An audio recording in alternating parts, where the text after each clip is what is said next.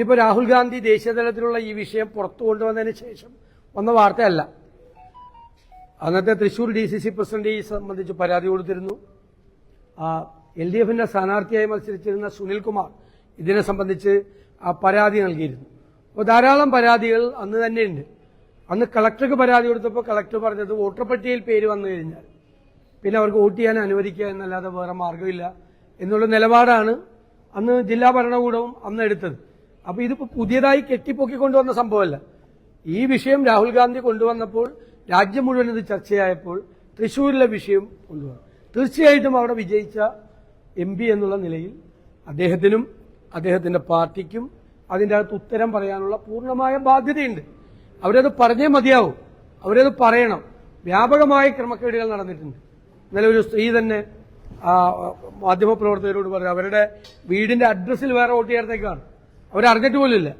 അഡ്രസ്സിൽ ചേർത്തിരിക്കുന്ന കോൺഗ്രസിന്റെ ഏജന്റുമാര് മറ്റേ ബൂത്തുകളിലെ പ്രവർത്തകർ ചെന്നപ്പോഴാണ് ഈ 9 വോട്ട് ആ വീട്ടിലില്ല എന്ന് മനസ്സിലാക്കിയത്. അപ്പോഴാണ് പരാതി കൊടുത്തത്. അപ്പോഴാണ് കളക്ടർ പറഞ്ഞു വോട്ടർ പട്ടികയിൽ പേര് വന്നു, എന്ത് ചെയ്യാന്ന് ചോദിച്ചു. അപ്പൊ ഇതൊക്കെ യാഥാർത്ഥ്യമാണ്, അവിടെ നടന്നിട്ടുണ്ട്. വ്യാപകമായി ഓർഗനൈസ്ഡ് ആയിട്ടുള്ളൊരു ക്രൈമാണ് അത് നടന്നിരിക്കുന്നത്. സംഘടിതമായി വ്യാപകമായി അത് ചെയ്തിട്ടുണ്ട്. അപ്പൊ അതിൻ്റെ അകത്തൊരു പൂർണ്ണമായ പരിശോധന നടപ്പാകണം. അതിന് തെരഞ്ഞെടുപ്പ് കമ്മീഷൻ തയ്യാറാവണം. അതിന് സംസ്ഥാന ഗവൺമെന്റ് അതുമായിട്ട് പൂർണ്ണമായി അത് സഹകരിക്കണം. നമ്മുടെ BLOമാരൊക്കെ ഉണ്ടല്ലോ, ബൂത്ത് ലെവൽ ഓഫീസർമാർ, സംസ്ഥാന തെരഞ്ഞെടുപ്പ് കമ്മീഷണർ വയ്ക്കുന്ന ആളുകളല്ലേ. അപ്പൊ എല്ലാ സഹായവും ഉദ്യോഗസ്ഥന്മാര് തന്നെയാണ് പലതരത്തിൽ. അപ്പൊ ജില്ലാ കളക്ടർക്ക് ഉത്തരവാദിത്വമുണ്ട്. എല്ലാവരും ചേർന്നൊരു വലിയൊരു അന്വേഷണം തൃശ്ശൂരിലെ കാര്യത്തിൽ നടത്തണം. യാഥാർത്ഥ്യം എന്താണെന്ന് അറിയാനുള്ള ഒരു ഇതുണ്ട്. ഒരുപാട് സംഭവങ്ങൾ ഉണ്ടായിട്ടുണ്ട്.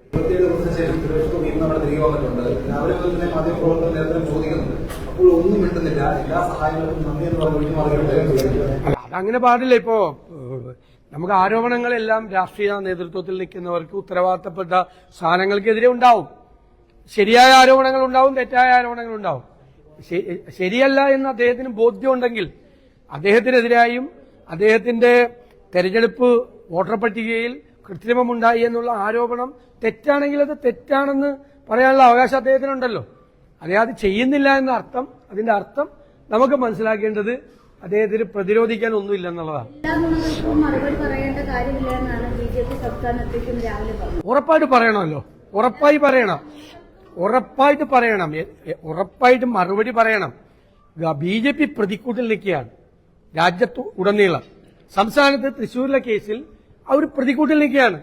അപ്പൊ അവര് തെറ്റ് ചെയ്തിട്ടില്ലെങ്കിൽ അവർ പറയട്ടെ, ഞങ്ങളൊന്നും മിണ്ടില്ല, നിങ്ങൾ ഞങ്ങളോട് ചോദിക്കാൻ നിൽക്കണ്ട എന്ന് പറയുന്നത് ഉത്തരവാദിത്തപ്പെട്ട സ്ഥാനങ്ങളിൽ ഇരിക്കുന്നവർക്ക് യോജിച്ചാൽ. ഇപ്പൊ നാളെ ഞാനാണെങ്കിൽ എനിക്കെതിരെ നിങ്ങളൊരു തെറ്റായ കാര്യം പറഞ്ഞാൽ എനിക്കത് എന്റെ അവകാശമല്ലേ. ഞാൻ നിങ്ങളുടെ മുമ്പിൽ വന്ന് അത് കൃത്യമായിട്ട് അതിനെ പറഞ്ഞു കൊടുക്കാം. ഞങ്ങളൊന്നും പറയില്ല, ഞങ്ങൾക്കൊരു ബാധ്യതയില്ല, ജനങ്ങളോട് ബാധ്യതയുണ്ട്. ഈ വി മുരളീധരൻ എന്ന BJP ഇന്നലെ ചോദിച്ചത് 11 വോട്ടൊക്കെ ചേർന്നത്ര തെറ്റാണ്, 11 വോട്ടുണ്ടെങ്കിൽ മാത്രമല്ലേ ഉള്ളൂ എന്നൊക്കെ അങ്ങനെ ചോദ്യം. 11 വോട്ടിന്റെ അല്ലല്ലോ ആരോപണം, 11 വോട്ടിന്റെ ആണ് ആരോപണം. ഞാൻ തന്നെ പറഞ്ഞത് ഒരു പാവപ്പെട്ട സ്ത്രീ അവരുടെ വീട്ടിൽ അവരറിയാത്ത 9 പേരുടെ പേര് ചേർത്തിട്ടുണ്ട് അവിടെ ഇല്ലേ.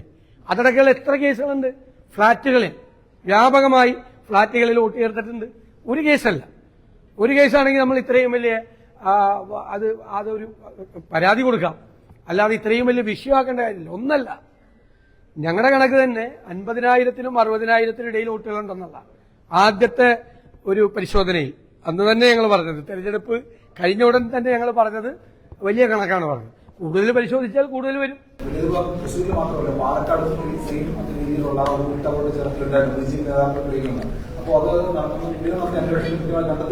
ഞങ്ങള് പാലക്കാട് ഉപതെരഞ്ഞെടുപ്പിന് തൊട്ടു മുമ്പ് ഈ വിഷയം വളരെ ഗൌരവതരമായി ചർച്ച ചെയ്യുകയും അതിശക്തമായി ഞങ്ങൾ ഇടപെടുകയും ചെയ്തു. പാലക്കാട് അസംബ്ലി ഉപതെരഞ്ഞെടുപ്പിൽ ഇങ്ങനെ ഒരു ശ്രമം അവരുടെ ഭാഗത്തു നിന്നുണ്ടായി.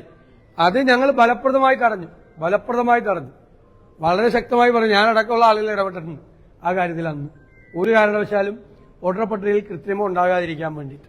ഇതിപ്പം അവിടുത്തെ വിഷയം മാത്രമല്ല, BJP-യുമായിട്ട് ബന്ധപ്പെട്ടുള്ള വിഷയം മാത്രമല്ല. ഇടുക്കിയിലൊക്കെ ഇരട്ടവായിട്ട് ആരോപണം ഉന്നയിക്കുന്നത് കോൺഗ്രസ് ഉന്നയിക്കുന്നത് CPM-നെതിരെ. അല്ലാതെ എവിടെയാണ് ഇത് ഉണ്ടായിരിക്കുന്നത് എന്നുള്ളത് പരിശോധിക്കണം. ഇടുക്കിയിൽ പണ്ടൊരു ആക്ഷേപം ഉള്ളതാണ്, മനസ്സിലായില്ലേ. ഇടുക്കിയിൽ അവിടെ ഇല്ലാത്ത ആളുകൾ പുറത്തുനിന്ന് വന്ന് 5,000-6,000 പേര് വന്ന് ഉടുമ്പൻചോലയിലൊക്കെ വന്ന് വോട്ട് രേഖപ്പെടുത്തുന്നു, മൂന്നാറിൽ വന്ന് വോട്ട് രേഖപ്പെടുത്തുന്നു.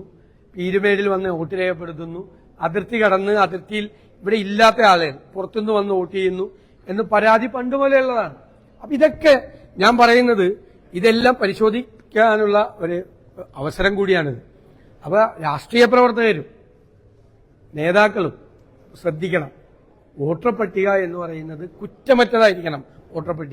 വോട്ടർ പട്ടിക ശുദ്ധീകരിക്കണം. മരിച്ചവര്, സ്ഥലത്തില്ലാത്തവര് മാറണം. തെറ്റായ വോട്ടുകൾ ഉണ്ടാകാൻ പാടില്ല. അപ്പൊ പൊതുപ്രവർത്തകർ കൂടി, രാഷ്ട്രീയ പ്രവർത്തകർ കൂടി, മുഖ്യധാര രാഷ്ട്രീയ പാർട്ടികളുടെ പ്രവർത്തകർ കൂടി ഇത് ഗൗരവതരമായി പരിശോധിച്ച് ഒരു ഫ്രീ ആൻഡ് ഫെയർ ഇലക്ഷൻ, അല്ലെ, ഫെയർ ആയിട്ടുള്ള നീതിപൂർവമായ ഒരു തെരഞ്ഞെടുപ്പ് ഒരു ജനാധിപത്യ സംവിധാനത്തിൽ ഉണ്ടാകണം. അതുണ്ടായില്ല കഴിഞ്ഞ പൊതുതെരഞ്ഞെടുപ്പിൽ. ജനഹിതത്തെ അട്ടിമറിക്കുകയാണ് ചെയ്തത്. അതാണ് രാഹുൽ ഗാന്ധി ചൂണ്ടിക്കാണിച്ചത്.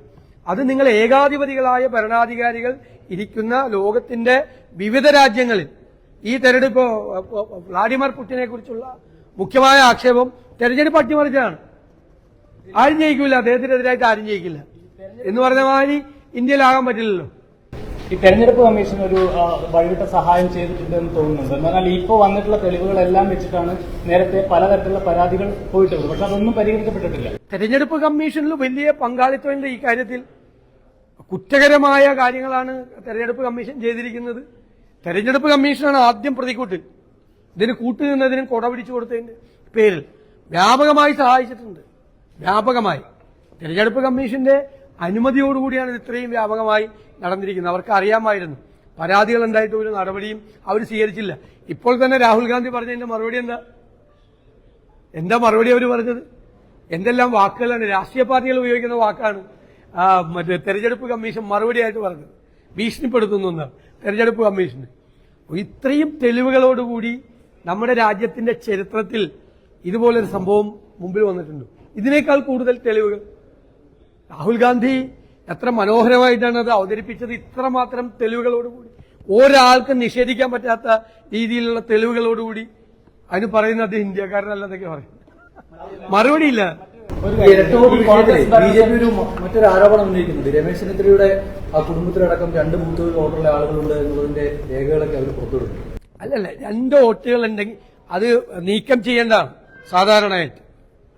അതൊക്കെ ഇതൊന്നും ഡിഫൻസ് അല്ലല്ലോ ഇതൊന്നും. ഇത് വ്യാപകമായി ഇത് ചെയ്തിരിക്കുകയല്ലേ, ഇത് ഡെലിബറേറ്റ് ആയിട്ട് ചെയ്തിരിക്കുകയല്ലേ. ഒരാൾ പുതിയ സ്ഥലത്ത് വോട്ട് കിടക്കുമ്പോൾ വേറെ ഏതെങ്കിലും സ്ഥലത്ത് ആ വോട്ട് കിടക്കാൻ പാടില്ല നിയമപരമായിട്ട്. മനസ്സിലായില്ലേ? അതൊന്നും ആരിപ്പോ രമേശ് ചെന്നിത്തല ജയിക്കാൻ വേണ്ടിയിട്ട് അവിടെ കൊണ്ട് വോട്ട് ചേർത്തൊന്നും അല്ലല്ലോ. അദ്ദേഹത്തിന്റെ കുടുംബാംഗങ്ങൾ എല്ലാവരും പോയി അവിടെ വോട്ട് ചേർത്തിട്ടൊന്നുമില്ലല്ലോ. അദ്ദേഹത്തിന്റെ ബന്ധുക്കളും എല്ലാവരും കൂടി അവിടെ പോയി വോട്ട് ചേർത്തിട്ടുണ്ടോ? ഒന്നുമില്ലല്ലോ. അവർ ആരും ചെയ്തിട്ടില്ലല്ലോ അങ്ങനെ.